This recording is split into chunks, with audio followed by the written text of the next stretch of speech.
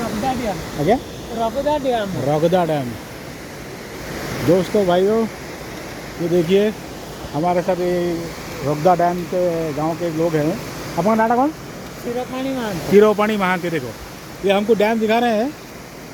Dam ना रगदा। रगदा रगदा dam है। ये ढेंकानाल डिस्ट्रिक्ट ऐसी हो ना, हाँ, ढेंकानाल। ढेंकानाल में है।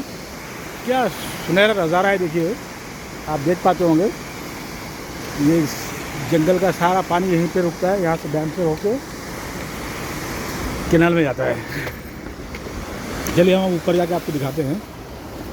ये देखिए क्या नज़ारा है, ब्यूटीफुल नज़ारा है। वाह, क्या ब्यूटीफुल नज़ारे हैं।